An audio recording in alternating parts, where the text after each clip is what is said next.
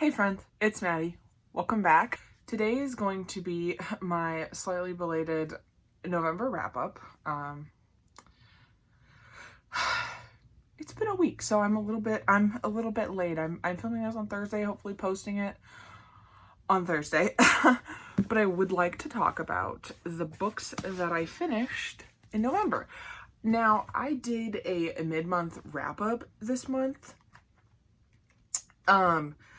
And I don't think I'll be doing that again. I don't think it worked out the way I wanted it to. I don't know if I read enough books to do it. I think I'm just going to stick with end of the month wrap up. Good to go.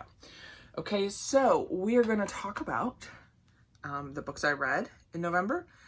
And I'm not going to go as into detail about the ones that I talked about in the mid-month wrap up. But this will be ranked. So I will talk about the book I liked the least first, all the way down to the one I liked the most.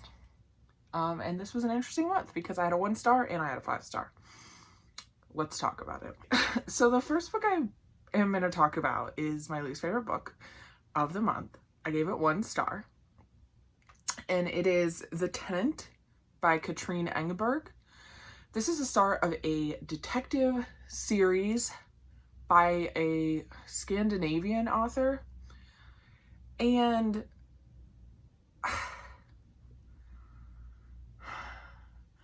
basically what happens is there's this like apartment where I guess essentially there's like stairs on the outside and there's like 3 levels, and so the person in the middle level is who dies. And basically these detectives are just trying to figure out what happened to her. My issue with this book was our protagonist, which is a male detective whose name I can't even remember, who was awful. The way he talked about women in this book was terrible. I have some quotes here. I took notes when I was reading this. I don't always take notes when I read, but if it's especially good or especially bad, I do. And there were so many quotes in this that I just had to... I had to write them down. So, let's see. Some of my favorite quotes from this book. She would be pretty if she just let her hair down. That's pretty tame. I mean, ew, but pretty tame, right? Was he imagining things or was she moving provocatively? This is about a witness in a murder case. She was just walking around her house. Oh, at one point he says he has the stiffest cock in Northern Europe, which... why did I need to know this? Oh, I might be spoiling. I'm spoiling this book, probably, like, plot points. I'm not going to tell you who did it, because I don't remember, because I just wanted it to be done. He also spends a lot of the book, anytime he's around his partner, who's a female, but she's not like a hot, attractive one. Like, I think he says she's like soft or big boned or broad or some word like that. But, everyone else in this book, every other female in this book is objectified except for her. And when he talks about her, the only thing he talks about is what she's eating. And she eats real food, not squirrel food. And so I guess that makes her disgusting. I don't really know about that. Oh, he also sleeps with a witness in the case without knowing if she's involved in any way or not, but she's just so hot that he has to sleep with her. And he is recently divorced, and he gets divorced because of his, he's impotent and, like, his wife wanted children or something like that. But then he's able to get an erection and, have sex with this witness. So must be his wife's fault that they couldn't have children, not his. Yeah, he's just so bad at his job. He's a disgusting human being. Like, I will never read another book. This author's a female, so just, like, for her to write like this, I just don't get it. The internalized misogyny is real, I guess. So yeah, highly do not recommend this book. I wish that it would disappear off the face of the earth. Okay. So yeah, that was 1 star. The next book is 3 star, and that was Binti by Nnedi Okorafor. I talked about this in my mid-month wrap-up. I enjoyed this. I just wanted there to be more. You're following, it's a sci-fi novel about a girl who is going to a like school in the galaxy, but then on her way there, the ship that she's on gets attacked, and then there's kind of this conflict with this alien species. And yeah, I just wanted more from it, and I didn't like where the second half of the book went necessarily. Like, honestly, I wanted it to be more about the school, and I was kind of bummed that it wasn't about that. I might still continue the series. I haven't fully decided on that yet. So then coming in at 3.5 stars, I have The Devil in the White City by Eric Larson. This is a nonfiction true crime / history of the Chicago World's Fair and H.H. Holmes, who was a serial killer or mass murderer at the same time as the Chicago World's Fair was going on. He built this hotel and then was able to get victims because so many people were coming to Chicago for the World's Fair. This was about 70% about the like architecture and conception of the World's Fair, like how it came to be, and that part was boring at times. There was some of it that I loved, and then some of it that was really incredibly boring. Like, just felt like it was dragging out a lot of the process of the World's Fair being created, but like not the fun, like building parts, just the parts where they were like figuring stuff out. And then the parts about H.H. Holmes were nice. I just wish there was more of it because it was only about 30% of the book. Yeah, I gave it 3.5 stars. I would recommend it, especially if you're into history and the World's Fair interests you. Okay, getting into my 4-star reads, I read One by One by Ruth Ware. This is her newest novel, and this is a mystery book. It's definitely not a thriller. This is a mystery. This tech company is going to this wintry retreat at, I think it's like a ski resort, and they are trying to figure out if the tech company is going to be bought out or not. And then somebody dies, and one by one, other people start dying. It's a very like, and then there were none. You know what I mean? It's that type of isolated mystery. There's an avalanche, so they all get trapped there. And then we're just trying to figure out from a close set of characters who did it. Some people said that they didn't like this because it wasn't exciting enough, or that they figured out who it was early on. I definitely disagree. I'm someone who, I read so many mystery novels like this that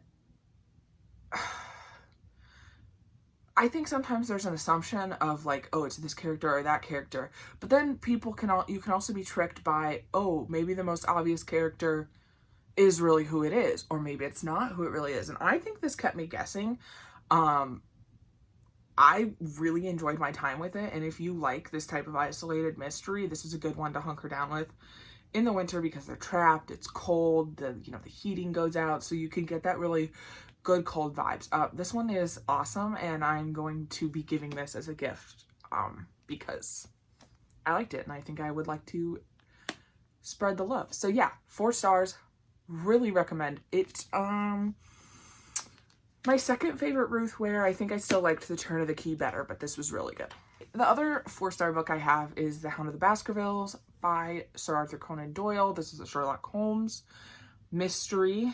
And I read this for a class. I talked about this in my mid-month wrap-up as well. It was spooky. It was mysterious. Like, I didn't guess who, I don't know, maybe I'm just not good at guessing who did it in mysteries, and like, I'm okay with that because I'm not reading to like one up the author or figure it out like halfway through the book. I'm reading for the journey, and I don't know, I like that. But this book is about this like rich man who lives in Baskerville Hall. His last name is Baskerville. I think it's Charles.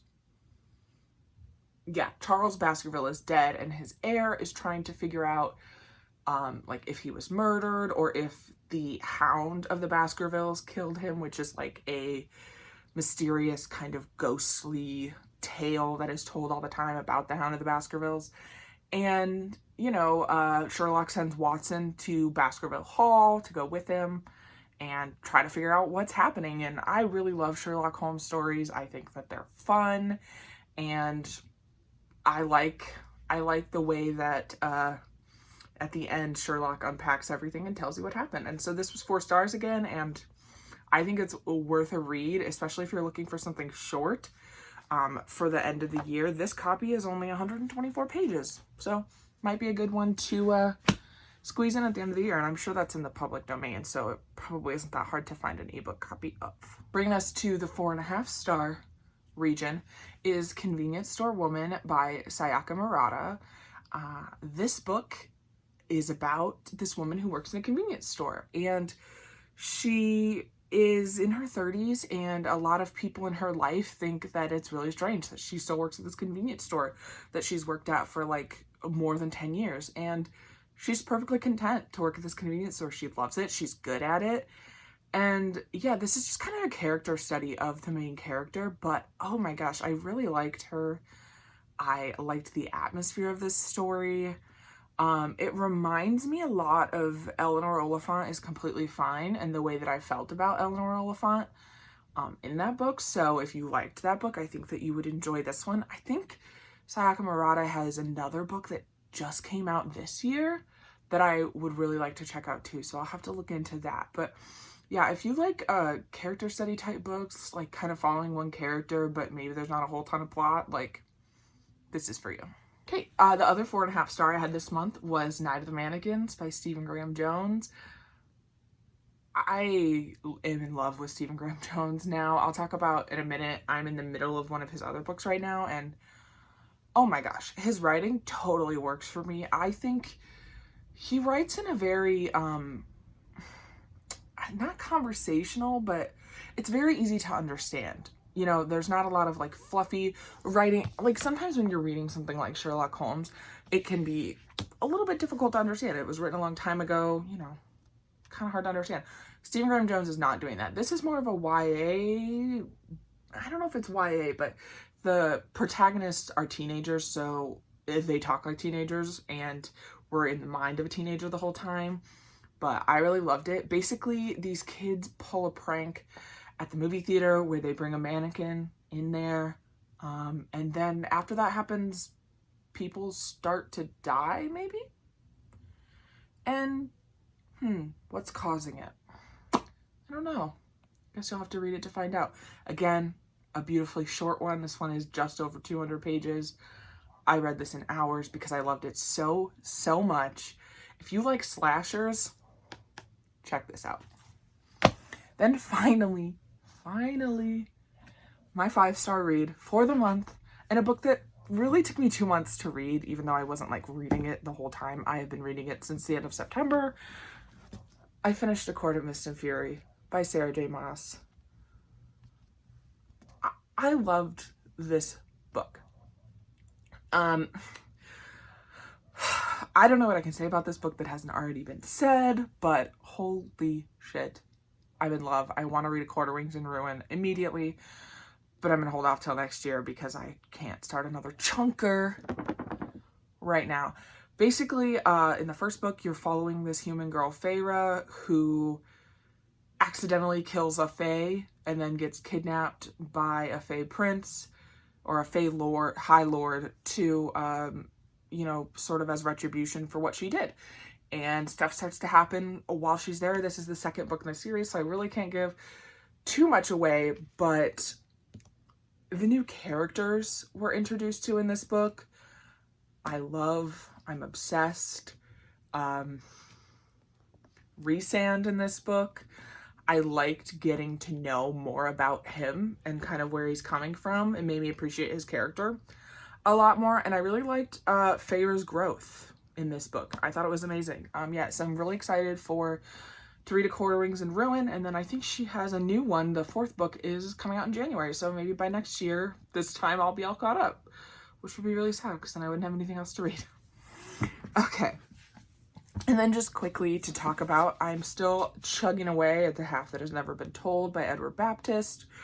No complaints so far. I am at 111. I don't know if I've read any more of this since my mid-month wrap-up, but that's okay. I am really enjoying this. I'm looking to maybe get the audiobook to just enjoy it that way, but I really like tabbing it too, so we'll see. But I'm really enjoying this.